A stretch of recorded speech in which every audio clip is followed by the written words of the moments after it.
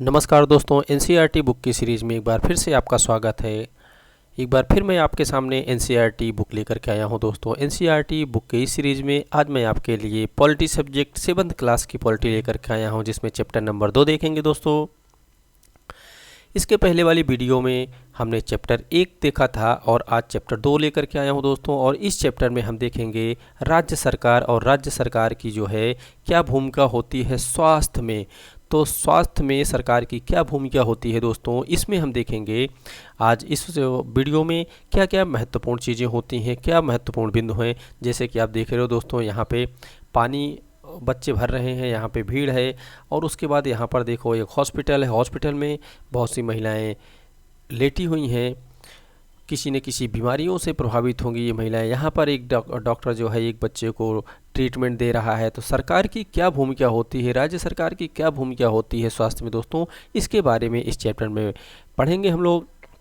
और जैसा कि आप जानते हो, जो मैं एनसीईआरटी बुक की सीरीज चला रहा हूँ, इसमें एनसीईआरटी बुक को लाइन बाय लाइन पढ़ता हूँ, महत्वपूर्ण बिंदु जो होते हैं उस पर अच्छे से डिस्कस करता हूँ दोस्तों। ये उन दोस्तों के लिए बहुत महत्वपूर्ण होगा जो सीटेट या किसी स्टेट टेट की तैयारी कर रहे हैं। अन्य वनडे एग्जाम में भी आपकी हेल्प करेगी दोस्तों ये सीरीज। तो देखो दोस्तों, जैसे यहाँ पे लिखा हुआ है कि स्वास्थ्य में सरकार की भूमिका देखते हैं क्या होती है। लोकतंत्र में लोगों की यह अपेक्षा रहती है, यानी कि जो लोकतंत्र, आप हमारा भारत देश जो है एक लोकतंत्र देश है, तो लोकतंत्र में लोगों की यह अपेक्षा रहती है कि सरकार उनके कल्याण के लिए कार्य करे। यह शिक्षा, स्वास्थ्य, रोजगार प्रदान करने एवं गृह निर्माण, सड़कों के विकास तथा बिजली आदि उपलब्ध कराने के माध्यम से हो सकता है।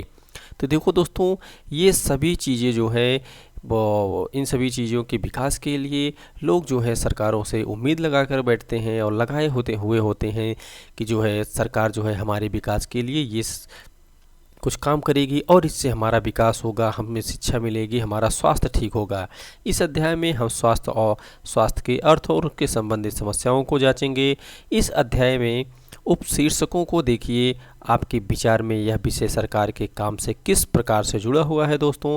बिल्कुल ये सोचने वाली बात है कि सरकार किस प्रकार से काम करती है, सरकार कैसे काम करती है दोस्तों। तो चलो देखते हैं यहाँ पे स्वास्थ्य क्या है। सबसे पहले स्वास्थ्य क्या है, इसके हम परिचय से प्रारंभ करते हैं, इंट्रोडक्शन पार्ट से शुरू करते हैं दोस्तों। स्वास्थ्य के बारे में हम अनेक प्रकार से सोचते हैं। स्वास्थ्य का अर्थ है हमारा बीमारियों और चोट आदि से मुक्त रहना।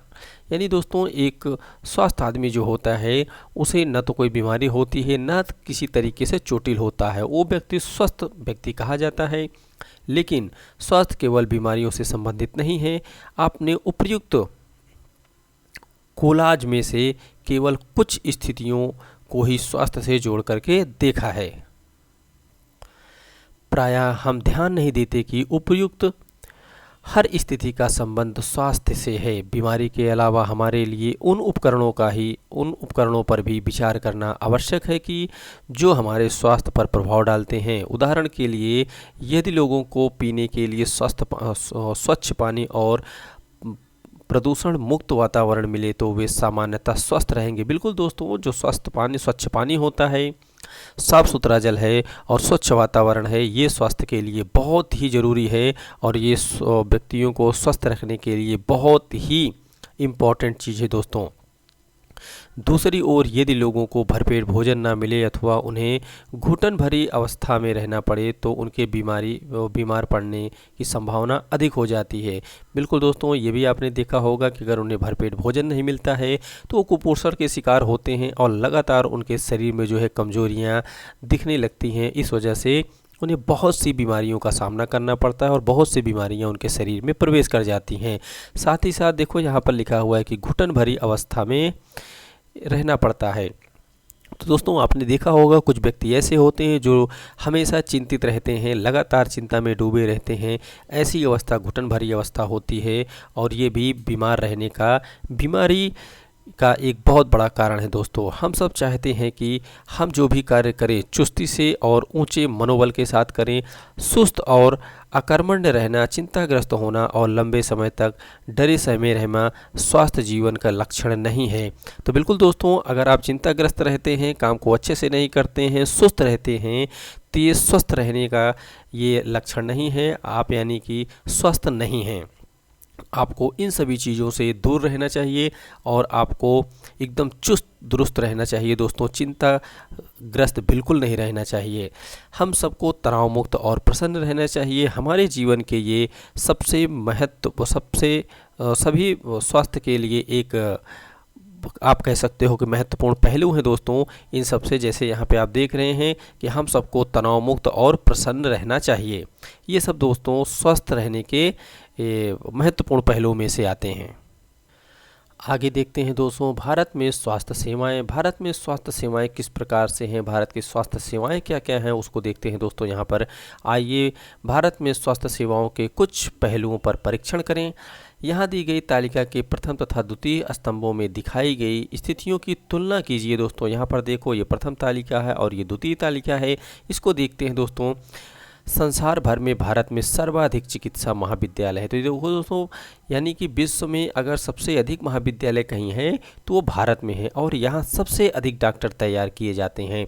तो दोस्तों अगर यहाँ पे सबसे अधिक विश्वविद्यालय है, महाविद्यालय है, तो सबसे अधिक डॉक्टर भी यहीं पर तैयार होते हैं। लगभग हर वर्ष 30,000 से अधिक नए डॉक्टर योग्यता प्राप्त करते हैं। तो आप देख रहे हो दोस्तों, हर साल भारत में प्रत्येक वर्ष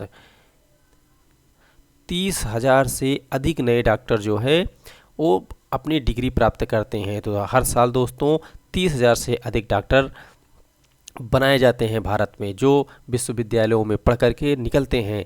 भारत के अधिकांश डॉक्टर शहरी क्षेत्र में बसते हैं। ये भी देखो दोस्तों, अधिकांश डॉक्टर जो होते हैं वो शहरी क्षेत्र में बसते हैं। ग्रामवासियों को डॉक्टर तक पहुंचने के लिए लंबी दूरी तय करनी पड़ती है। बिल्कुल दोस्तों, आपने भी देखा होगा कि जो ग्रामीण लोग होते हैं उनके पहुंच से डॉक्टर काफ़ी दूर होते हैं, और अगर वो डॉक्टर शहरी क्षेत्र में है तो ग्रामीण लोगों को भी वहां तक पहुँचने में एक लंबी दूरी तय करनी पड़ती है। अगर कोई डॉक्टर होता भी है ग्रामीण क्षेत्र में तो वो उस समय नहीं मिल पाता। ग्रामीण क्षेत्र में जनसंख्या के मुकाबले डॉक्टरों की संख्या काफ़ी कम है दोस्तों। बिल्कुल, ग्रामीण क्षेत्र में जितनी जनसंख्या है उसकी तुलना में वहाँ डॉक्टरों की संख्या भी कम देखने को मिलती है। पिछले वर्षों में स्वास्थ्य सेवाओं की सुविधा में काफ़ी वृद्धि हुई है। तो देखो दोस्तों, पिछले वर्षों में स्वास्थ्य में काफ़ी वृद्धि हुई है, स्वास्थ्य सेवाओं में सुधार किया गया है। सन 1950 में भारत में केवल 2,717 अस्पताल थे। तो ये भी महत्वपूर्ण दोस्तों, 1950 तक जो है भारत में 2,715 अस्पताल थे। उसके बाद अगर बात करें सन 1991 में तो 11,175 अस्पताल थे, और 2017 में यह संख्या बढ़कर के 23,583 हो गई। तो बिल्कुल दोस्तों, आप देख रहे हो स्वास्थ्य पर कितना ध्यान दिया गया और यहाँ पर कितने सुधार किए गए।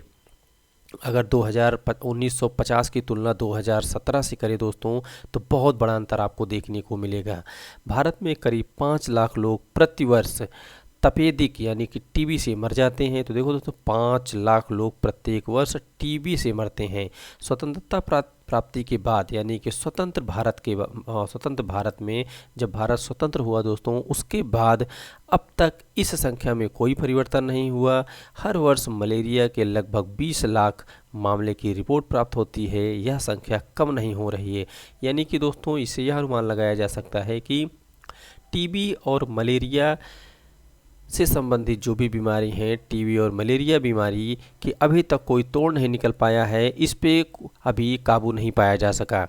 भारत में विदेशों से बहुत संख्या में इलाज कराने हेतु चिकित्सा पर्यटक आते हैं। तो विदेशों से भी बहुत से लोग जो है दोस्तों भारत में ट्रीटमेंट के लिए आ रहे हैं, यहाँ पे मेडिकल की सुविधाएं लेने के लिए आ रहे हैं, क्योंकि भारत एक बहुत बड़ा क्षेत्र बना लिया है अपना मेडिकल में दोस्तों। वे उपचार के लिए भारत के कुछ ऐसे अस्पतालों में जाते हैं जिनकी तुलना संसार के सर्वश्रेष्ठ अस्पतालों में से होती है, यानी कि वो बहुत बड़े अस्पतालों में उनकी गिनती होती है। हम सबको पीने का स्वच्छ जल उपलब्ध नहीं करा पा रहे हैं।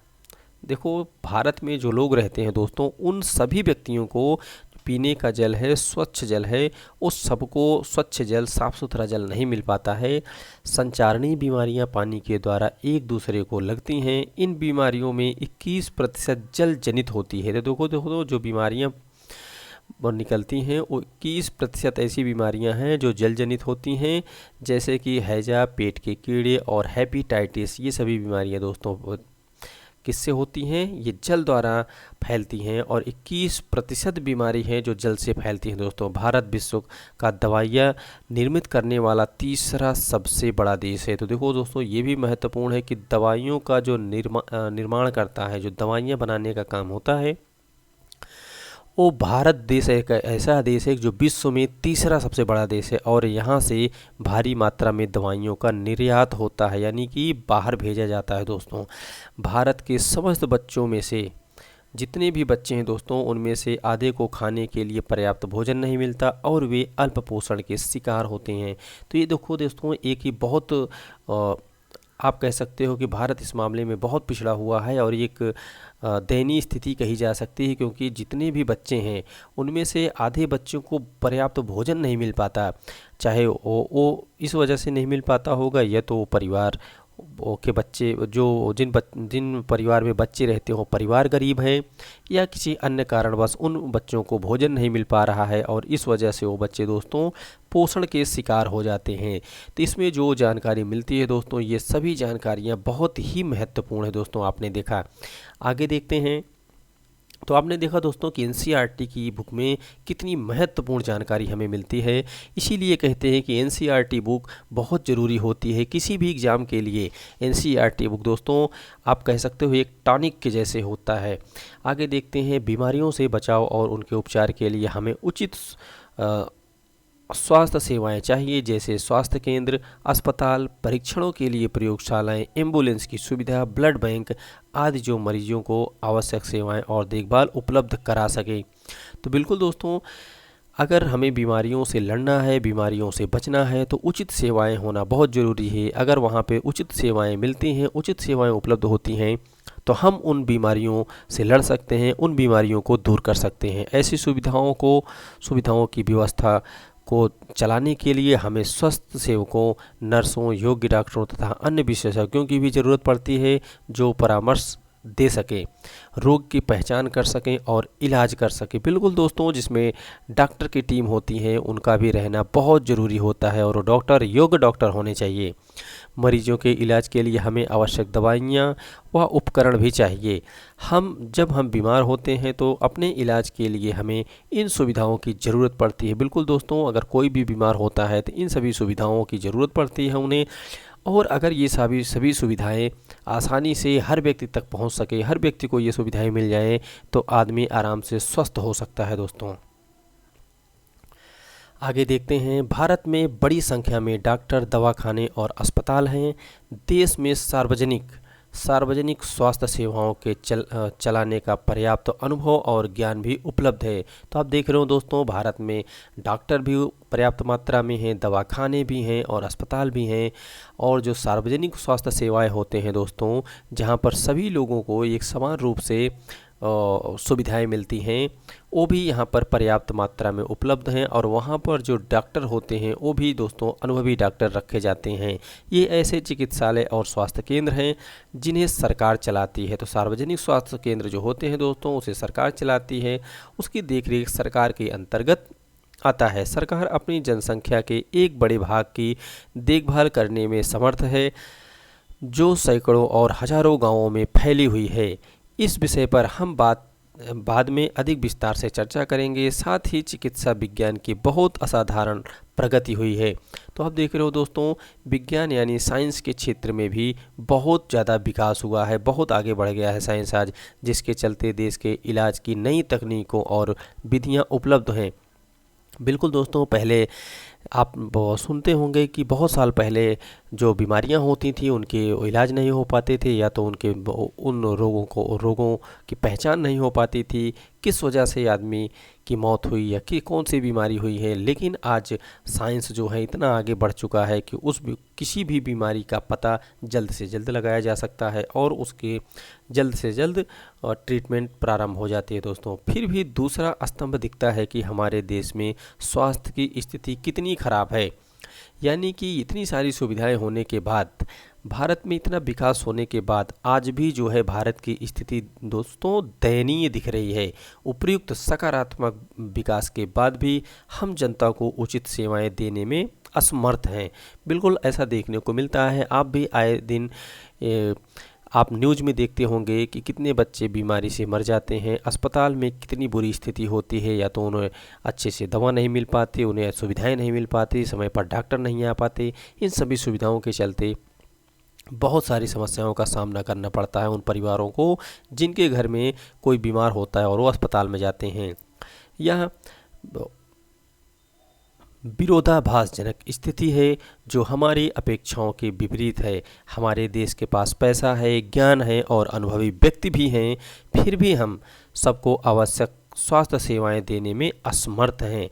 तो देखो दोस्तों, इतना सब कुछ होने के बाद भी हम सभी को आवश्यक जो उनको ट्रीटमेंट है, आवश्यक सेवाएं हैं, वो देने में असमर्थ हो जाते हैं। हम इस अध्याय में इसके कुछ कारणों को जानेंगे और जानने का प्रयास करेंगे। तो देखो दोस्तों, यहाँ पर एक अस्पताल है और इस अस्पताल में किस तरीके से लोगों ने भीड़ लगा करके अपने बारी का इंतज़ार कर रहे हैं। सरकारी अस्पताल के मरीजों को अक्सर ऐसी लंबी लाइनों में खड़े होकर इंतज़ार करना पड़ता है। तो बिल्कुल दोस्तों, अगर आप भी कभी सरकारी अस्पताल में गए होंगे तो आपने भी देखा होगा कि वहाँ पर आपको अपने पर्चे बनवाने के लिए, दवा लेने के लिए या डॉक्टर से मिलने के लिए आपको एक लंबी लाइन में खड़ा होना पड़ता है। उसके बाद ही आपका नंबर आता है। यहाँ पर देखते हैं दोस्तों हाकिम शेख की कहानी। तो हाकिम शेख की कहानी है, इसको पढ़ते हैं। हाकिम शेख पश्चिम बंग खेत मजदूर समिति के सदस्य थे दोस्तों। तो PBKSMS के सदस्य थे। हाकिम शेख जो पश्चिम बंगाल में खेतिहर मजदूर का एक संगठन है, 1992 में एक शाम को चलती ट्रेन से गिर गए और उन्हें सिर में गंभीर चोट आई। उनकी हालत बहुत नाजुक थी और इन्हें तुरंत इलाज की आवश्यकता थी। उन्हें कोलकाता के एक सरकारी अस्पताल में ले जाया गया, लेकिन उन्हें भर्ती करने से मना कर दिया गया क्योंकि वहां कोई बिस्तर खाली नहीं था। दूसरे अस्पताल में आवश्यक सुविधाएं या उनके इलाज के लिए ज़रूरी विशेषज्ञ नहीं थे। इस प्रकार अत्यंत गंभीर हालत में उन्हें 14 घंटे के अंदर 8 सरकारी अस्पतालों में ले जाया गया। तो देखो दोस्तों, 14 घंटे के अंदर 8 सरकारी अस्पताल में उन्हें ले जाया गया, किंतु किसी ने भी उन्हें भर्ती नहीं किया। तो दोस्तों, यही दिखाता है भारत की दयनीय स्थिति। भारत में इतनी सभी सुविधाएं होने के बावजूद भी इतनी दयनीय स्थिति है कि 14 घंटे के अंदर अंदर उन्हें 8 सरकारी अस्पताल बदलने पड़े। तो दोस्तों, अगर सभी सुविधाएं सरकार आपको सुविधाएं मुहैया करा रही है तो ऐसी स्थिति आज भी भारत में क्यों बनी हुई है। अंत में उन्हें एक निजी अस्पताल में भर्ती कराया गया जहां उनका इलाज किया गया। उन्होंने अपने इलाज का बहुत पैसा खर्च किया। जिन अस्पतालों ने उन्हें भर्ती करने से इनकार कर दिया, उनके अपेक्षापूर्ण रवैये से नाराज और क्षुब्ध होकर हाकिम शेख एवं PBKMS ने कोर्ट में मुकदमा कर दिया। बिल्कुल दोस्तों, ये मुकदमा करना उनका जायज़ था क्योंकि दोस्तों सरकारी अस्पताल में सरकार द्वारा सभी सुविधाएं उपलब्ध कराई जाती हैं और वहां पर आप किसी भी मरीज को लेने से मना नहीं कर सकते। और अगर आपके पास सुविधा नहीं है तो आप सरकार को उसके संदर्भ में बात कीजिए और उस सुविधा को उपलब्ध करवाइए, क्योंकि दोस्तों ज़रूरी नहीं है कि आपके पास वैसे ही मरीज आएंगे जो आपके पास सुविधा है। हर प्रकार के मरीज आपके पास आ सकते हैं, तो आपके अस्पताल में सभी सुविधाएं होनी चाहिए। तो आपने देखा कि हाकिम शेख को सरकारी अस्पताल में इलाज नहीं हो पाया और उन्हीं हाकिम शेख जी को जो है प्राइवेट अस्पताल में इलाज कराना पड़ा और उस प्राइवेट हॉस्पिटल में सारी सुविधाएं उपलब्ध थी जो एक सरकारी अस्पताल में, सार्वजनिक अस्पताल में सुविधाएं नहीं मिल पा रही हैं। दोस्तों, जब आप एक सरकारी अस्पताल और एक प्राइवेट अस्पताल की तुलना करते हैं तो आप पाते हैं कि एक प्राइवेट हॉस्पिटल में जब आप जाते हैं तो ऐसा लगता है कि आप हॉस्पिटल में नहीं, किसी 5 स्टार होटल में आए हैं। और वहाँ पर दोस्तों, जब आप किसी प्राइवेट हॉस्पिटल में जाते हैं तो वहाँ पर आपको बैठने की सीट मिलती है। वहाँ पे रिसेप्शन पे जो भी व्यक्ति बैठा रहेगा आपको अच्छे से बात करेगा, लेकिन वहाँ पर फीस ज़्यादा पेमेंट करना पड़ता है दोस्तों आपको। प्राइवेट अस्पताल में सार्वजनिक अस्पताल की तुलना में वहाँ पर आपको फीस ज़्यादा देना पड़ता है, पैसे आपके ज़्यादा खर्च होते हैं और सुविधाएं दोस्तों हर सुविधाएं वहाँ पे आपको अच्छी मिलती है। आपको ब्लड टेस्ट कराना होता है तो तुरंत रिपोर्ट मिलती है और तुरंत ब्लड टेस्ट हो जाता है आपका। और आपको किसी भी चीज़ के लिए लाइन में खड़े होकर के अपने बारी का इंतज़ार नहीं करना पड़ता, क्योंकि प्राइवेट हॉस्पिटल है और वहाँ पर पैसा आप देते हो और आपको सभी सुविधाएं जल्द से जल्द मिल जाती हैं। उसी की तुलना में अगर हम सरकारी अस्पताल की बात करें तो सरकारी अस्पताल में जब आप जाते हो दोस्तों, तो पर्चे लेने के लिए, पर्चे कटाने के लिए आपको अपने बारी का इंतज़ार करना पड़ता है और एक लंबी सी लाइन में आपको खड़ा होना पड़ता है। उसके बाद दोस्तों जब आप डॉक्टर के पास जाते हो, वहाँ पर भी आपको लाइन में लगना पड़ता है। अगर डॉक्टर ने बोल दिया कि आप ब्लड टेस्ट करा के आओ, तो ब्लड टेस्ट कराने के लिए भी दोस्तों आपको लाइन में लगना पड़ेगा। उसके बाद आपकी रिपोर्ट तुरंत नहीं मिल पाती, 2 से 3 दिन का समय लगता है। और प्राइवेट हॉस्पिटल में दोस्तों आपकी रिपोर्ट सरकारी हॉस्पिटल की तुलना में जल्दी मिल जाती है। तो ये सभी सुविधाएं दोस्तों देखने को मिलती है प्राइवेट हॉस्पिटल में, जो जल्दी जल्दी होती हैं। और प्राइवेट हॉस्पिटल में जल्दी हो रहा है, वहीं पे जो सरकारी सार्वजनिक अस्पताल है वहाँ पर ये सभी सुविधाएं देर से मिलती है दोस्तों।